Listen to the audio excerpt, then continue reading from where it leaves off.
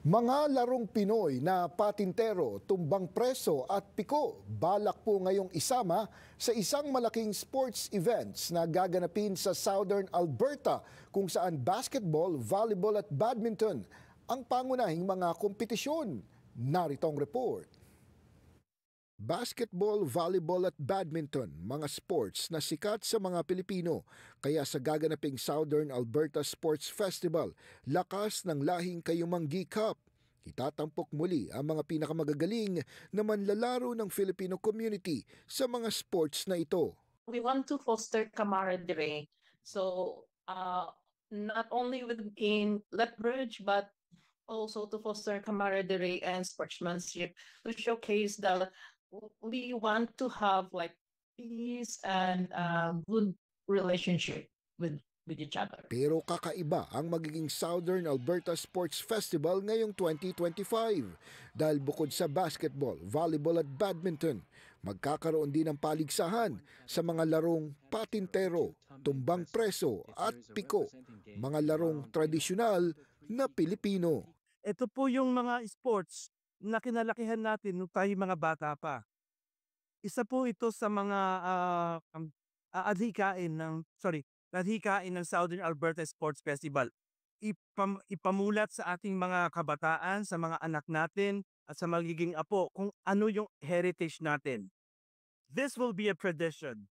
This is going to be passed down to generations. This will be going to pass down to our children and grandchildren for them to realize what Filipino activities and Filipino sportsmanship is all about. Gaganapin ang Southern Alberta Sports Festival sa July 18 hanggang July 20 sa pangunguna ng Filipino-Canadian Association of Lethbridge, Alberta. Pero hindi lang ito para sa mga taga-Southern.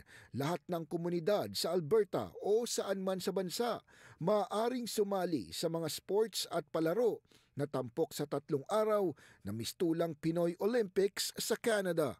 It will help people divert from bad habits like parang mga drugs, ganyan. It's a good intervention program. It will help improve their mental health. Also, it will help interpersonal skills and leadership skills din. Isa sa mga hangarin nila ng Southern Alberta Sports Festival, makadiskubre ng susunod na Filipino sports heroes na mula sa Filipino-Canadian community.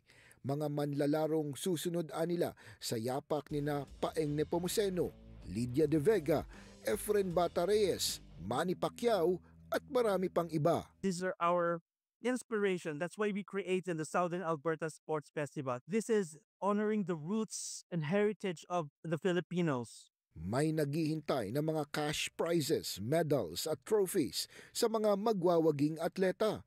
Nasa 500 mga manlalaro, coaches at kanilang mga pamilya ang inaasahang dadalo sa pagtitipong gaganapin sa University of Lethbridge Horns Recreation. Kasi ang sports, parang it becomes an avenue for families to come in. It's one activity that they all participate in.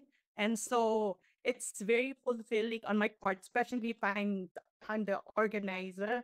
So I get to see youth, meet new friends. I get to see them engage in sports. Kung nais nilang makilahok sa mga palaro o sa anumang paraan, maaaring sumulat o magtanong sa kanilang email address o tumawag sa mga numerong ito.